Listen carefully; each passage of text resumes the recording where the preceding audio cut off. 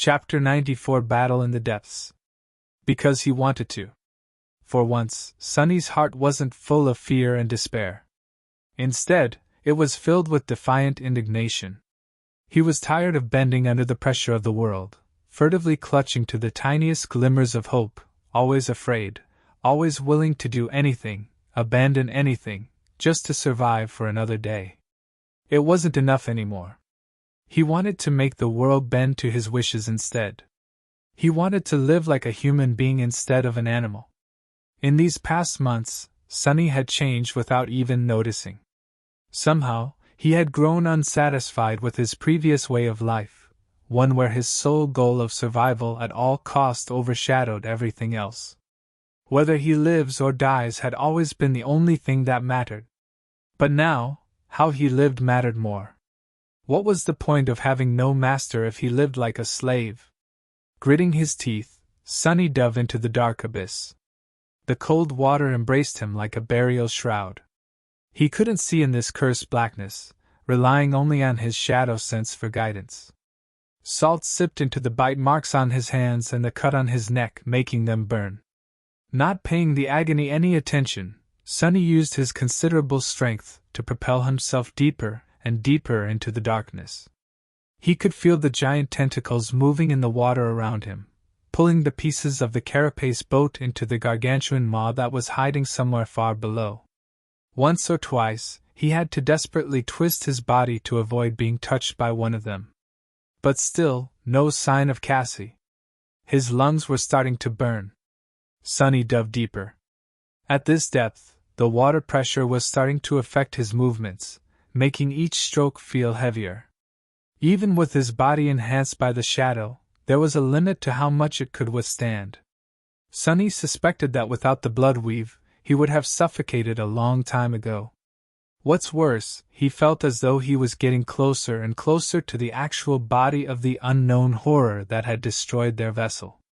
He still couldn't sense its massive shape, but judging by the girth of the tentacles that surrounded him, the monster couldn't have been far. And then, Sunny finally noticed something. A short distance away from him, a small shadow was struggling against a much larger and ferocious one. Cassie! Gathering all his strength, Sunny swam toward the blind girl with as much speed as he could muster. As he drew near, he could discern the details of what was happening. Cassie was being pulled down, a smaller tentacle coiled around her body. She was still struggling, trying to get free, but her movements were growing weaker with each second. She was suffocating. Filled with fury, Sunny propelled himself forward and grabbed onto the tentacle, feeling slippery flesh throbbing in his grip. If he had any choice, he would have avoided touching that thing at all costs. But fighting underwater was tricky. If he wanted to deliver any sort of a powerful blow, he had to find some form of support first. Summoning the Midnight Shard, Sunny strained every muscle in his body and slashed across the tentacle, right below the point where it was coiled around Cassie's lower torso.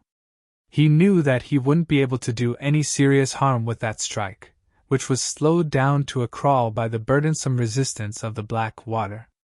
However, his amazing sword was still sharp enough to cut into the fleshy tentacle, causing a cloud of dark blood to gush out of the wound. The tentacle furiously twitched and shot sideways, as though trying to shake the attacker off. Flying through the darkness, Sunny held on for dear life and moved his blade upward, slicing the spongy flesh apart. He never hoped to chop the tentacle off with one strike. No amount of strength would have allowed that to happen. Luckily, swords were able to pierce, slash, and cut. Pushing the blade, Sunny cut deep into the tentacle. When the Tsuba was about to touch the wound, he changed his grip and pulled the Tachi down.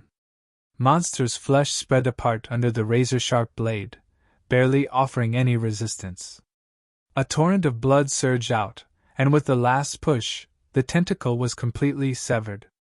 Sunny was finally able to turn his attention to Cassie to see how she was doing. What he sensed made him scowl. The blind girl was barely conscious. He needed to get her to the surface as fast as possible. Pushing away the twitching remains of the tentacle, Sunny dismissed his sword and grabbed Cassie across the torso, feeling how cold her skin was through the thin fabric of her tunic. Weakly, she tried to resist, not realizing that it was him and not the monster. Pressing the blind girl to his chest, Sunny turned his head up and felt a wave of desperation crashing against the walls of his mind. His lungs were in agony, no air whatsoever left in them. His body was slowly losing its strength, full of terrible pain and thirsting for a breath of fresh air with maddening intensity. Even if he could see anything, at this point, his vision would have begun to darken. And they were so far away from the surface. What's worse, the horror of the depths was now alerted to his location. Countless tentacles were already moving, surrounding them in an impenetrable barrier of flesh. A second or two later, they would be crushed to death in the devastating embrace of the sea monster. Sunny didn't know how to save them. But he wasn't going to give up, no matter what. Making an arduous stroke with his one free hand, he held tightly onto Cassie and swam up. The tentacles were approaching, blocking all paths of escape. Sunny gritted his teeth and, in the next moment, the water around them suddenly turned pure white. An incandescent radiance filled the vast expanse of the cursed sea, obliterating any sign of darkness. The explosion of light was so intense that it pierced through Sunny's eyelids and hurt his eyes. It was as though a miniature sun had ignited somewhere far below them, turning the endless black abyss into a pristine white void. Tidal currents of radiant water surged tumultuously, throwing the world into disarray. The gargantuan tentacles convulsed and writhed madly, as though in the throes of unbearable pain. The unbreakable barrier of flesh fell apart. Sunny wasn't about to let this chance go. Straining his suffocating body, he swam to the surface, dodging the writhing tentacles. With the furious white sun burning in the depths below, he could see their shapes clearly. Moving faster and faster, he propelled himself up with everything he had left. Sunny knew that surfacing that fast was dangerous, but there was no other choice. Both Cassie and himself did not have a lot of life left in them. They needed air. Although it seemed like an eternity, the white radiance began to dim just a few moments later. But it didn't matter. Sunny was already past the barrier of tentacles, swimming up with desperate speed. He was afraid that they wouldn't make it. His consciousness was already beginning to wane, slowly slipping into the cold clutches of empty nothingness. Even knowing that there was nothing but water around, he was still overwhelmed by the suicidal desire to open his mouth and inhale as deeply as he could. His muscles were spasming, devoid of oxygen for too long. And then, finally, Sunny's head broke the surface. Blinded by pain, he drew in a gasping breath and coughed uncontrollably. Held tightly in his arms, Cassie was doing the same. Her chest was ruggedly moving up and down, sucking in the sweet ambrosia of air. Sunny never knew how precious it was before, not even while being slowly poisoned by the harmful, polluted air of the outskirts. They made it. Trying to compose himself, Sunny looked around. The last remnants of the white radiance were long gone, erased as if they had never existed. The world was once again consumed by absolute darkness. However, far away in the east, the first light of dawn was about to shine from beyond the horizon. Catching the glimpse of the giant stone hand, Sunny gripped Cassie's shoulders and swam in that direction. Chapter 95 Starlight. Sunny felt that he was at the end of his rope. He had put himself through too much abuse during these last few days. Now, it was hard to even remember when was the last time he had slept. A day before climbing the soul-devouring tree in search of a special fruit, perhaps. Since then, he had lived through the harrowing torture of the blood-weave transformation, spent countless hours on the verge of mental collapse to resist the effects of the enthrallment, mangled his hands to stay lucid, guided the boat through the terrors of the dark sea in absolute darkness, saw it being destroyed by the horrid dweller of the deep, and gave battle to that monster in the cold black depths, almost drowning as the result. His body and mind were on the brink of shutting off.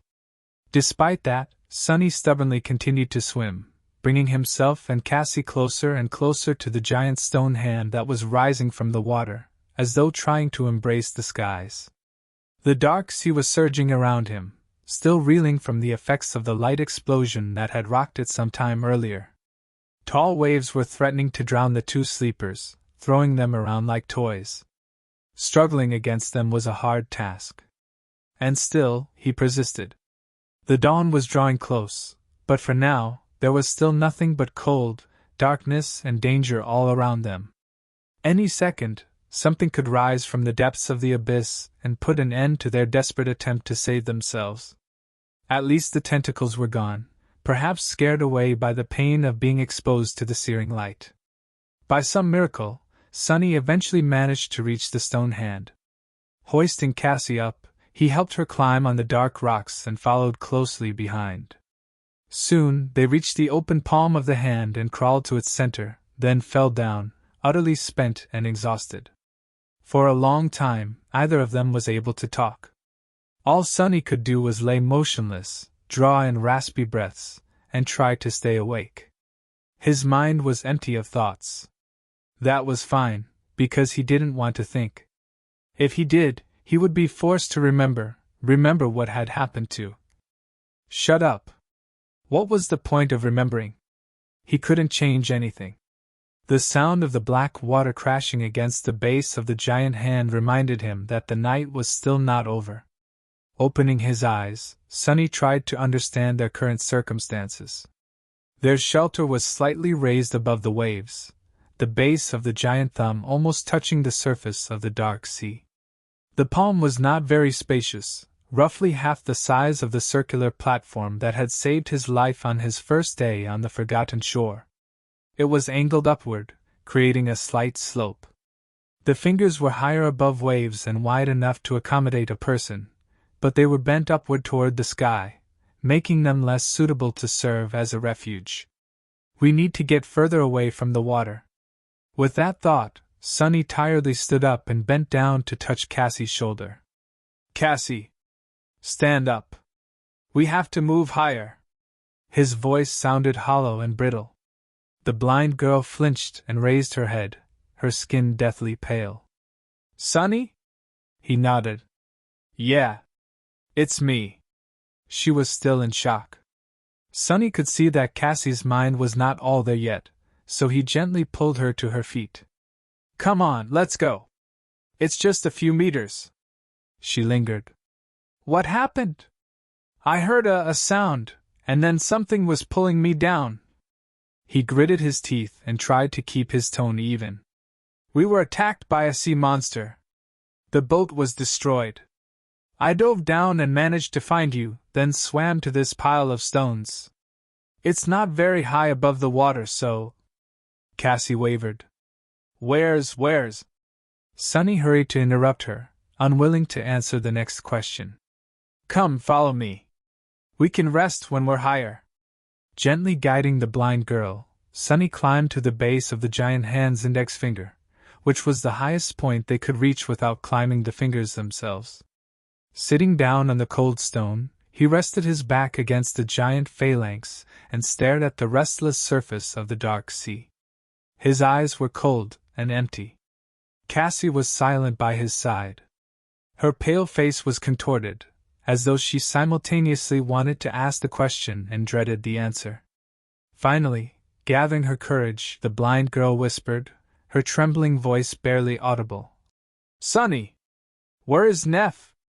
He stayed silent, not willing to speak the words out loud. Stupidly, he felt that if he spoke them, they would become the truth.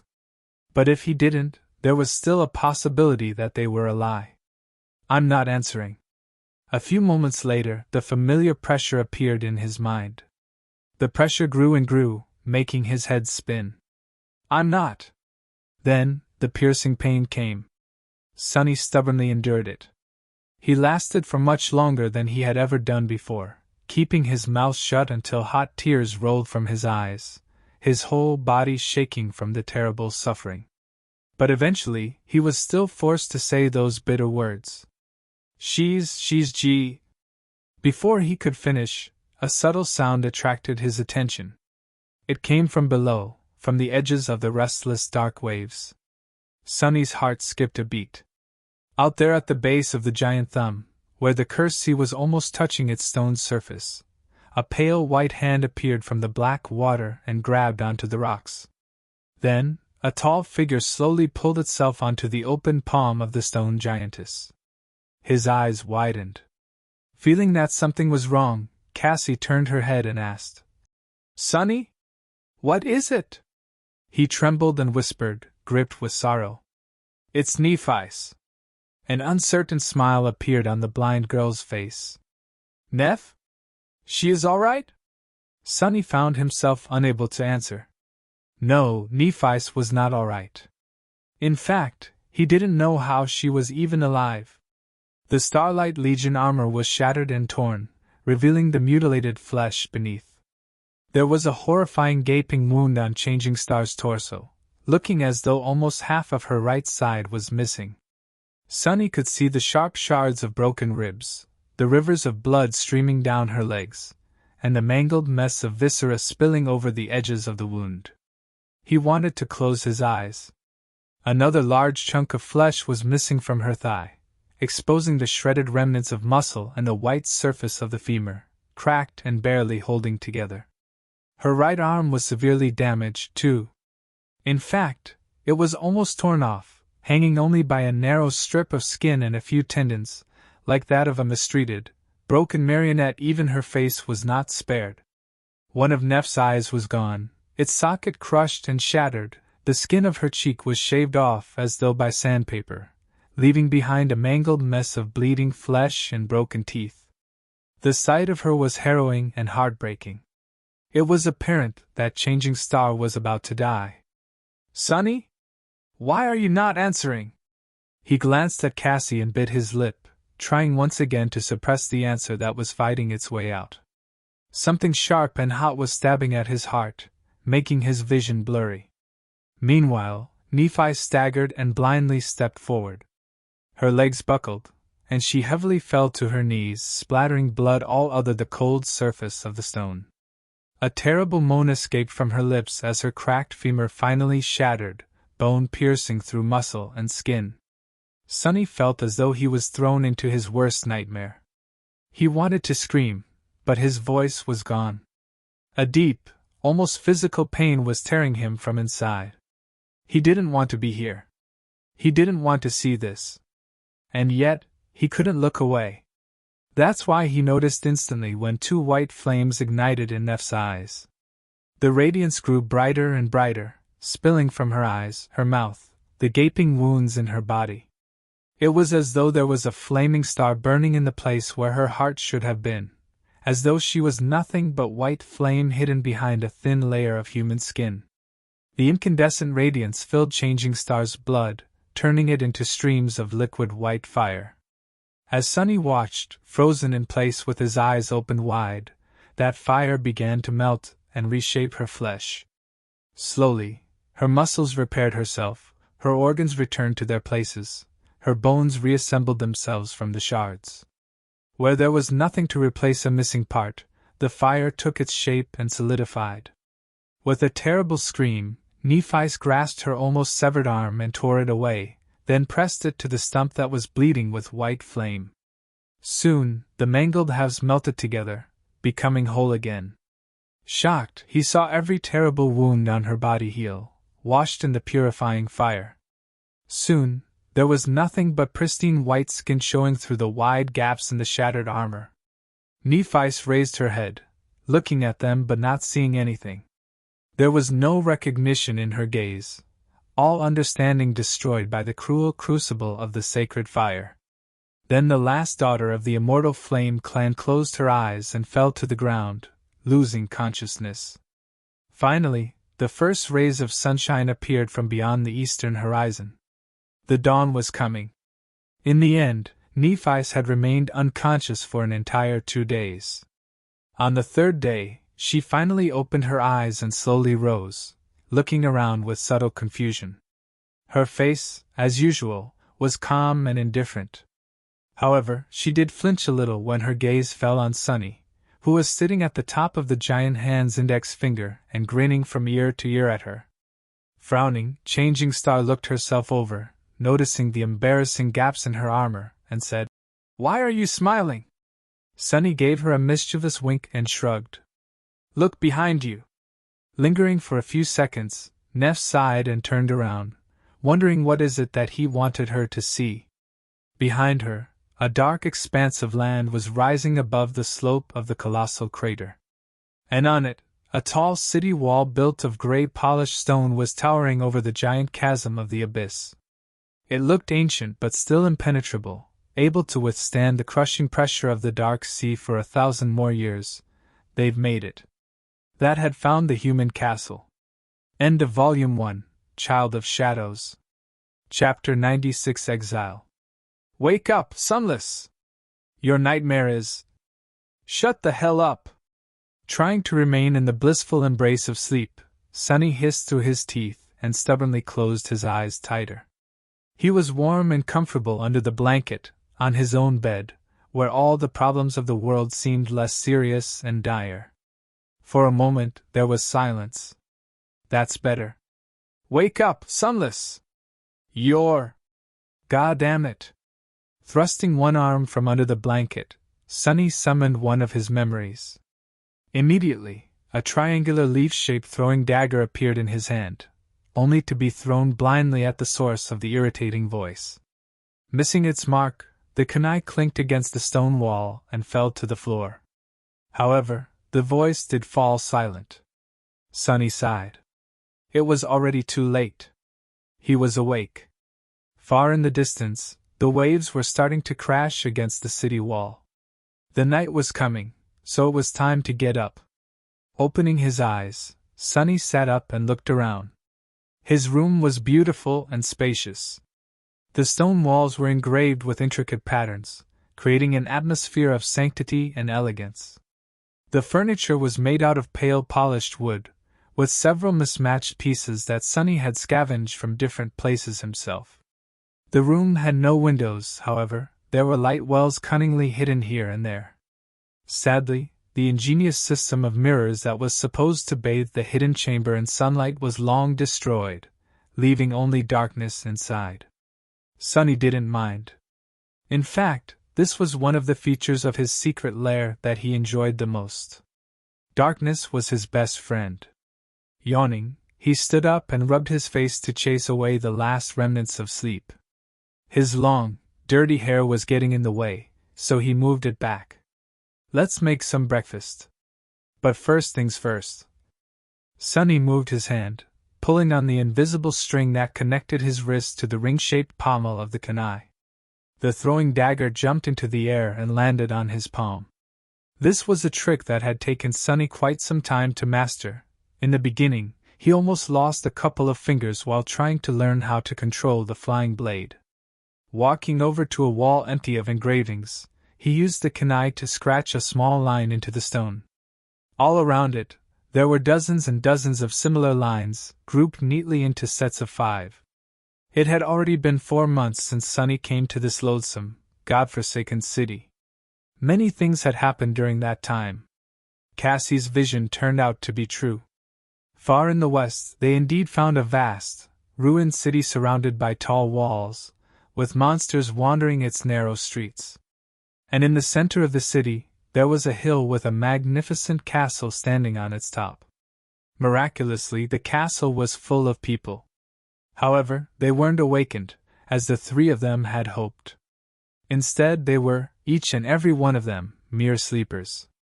Because there were no gateway in the castle. Hundreds of humans, those who had managed to survive the lethal Hell's Cape of the Forgotten Shore due to their strength or luck, were stuck there with no hope of ever returning to the real world. It was nothing but a graveyard of hope. Remembering his first days in the castle, Sunny couldn't help but laugh out loud.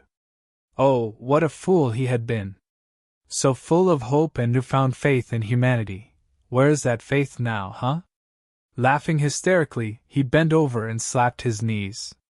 Oh, that's funny! Good one, Sunny. What do you think about that, buddy? The shadow didn't respond, staring at him with reproach. Its silence only made Sunny laugh louder. He just couldn't stop. To be honest, he had gone a little bit insane some time ago. Probably around his third week of living alone in the city. He was more or less alright after leaving the castle due to that unfortunate falling out with, well, it didn't matter. The point was that on his third week, that damn bastard of a knight had almost disemboweled him, leaving Sunny no choice but to crawl away while using his own 2 hands to stop his intestines from falling out. After finding his way to a secluded ditch and lying there for a few days, too weak to move and simply waiting to die, with not a soul around to help him, Sunny wasn't quite the same. Good times. Anyway, he survived. Dismissing the canaille, Sunny walked over to a table that he had scavenged from the ruins of a library and glanced at the gray rock that was lying in its center. No matter how you looked at it, it was just an ordinary rock. However, as soon as Sunny's gaze fell on it, the rock spoke. "Wake up, Sunless! Your nightmare is over!" That rock was, in fact, one of his most valuable memories. In all ways except for one, it was indeed just a rock, which was already useful enough. There were a lot of things that someone as devious as Sunny could accomplish with the help of a rock. However, this particular rock was also capable of parroting different sounds, which made it simply priceless. Right now, it was parroting Sunny's own voice. "Wake up, you vile thing!" Struggling with the irrational desire to turn the parrot rock into dust, Sunny dismissed it and removed a piece of cloth from the table. Beneath it, a few strips of monster meat lay on a silver platter. He had hunted this monster himself, which was not an easy task in these parts. In fact, as far as Sunny knew, he was one of the very few people capable of hunting in the city alone. The reason for this was that most of the nightmare creatures populating it were of the fallen rank, with only a handful of weaker ones hiding here and there. No one was crazy enough to hunt the fallen monsters. Instead, large hunting parties used experienced guides to avoid these powerful creatures while searching for easier prey. But to Sunny, singling out stray awakened monsters were comparatively easy. He hunted at night, using deep shadows to make himself nothing short of invisible. If he didn't want to fight a fallen abomination, he didn't have to. Most of the time. In any case, he never went hungry. Sunny grinned and said in a deeply satisfied tone, "Ah, life is good,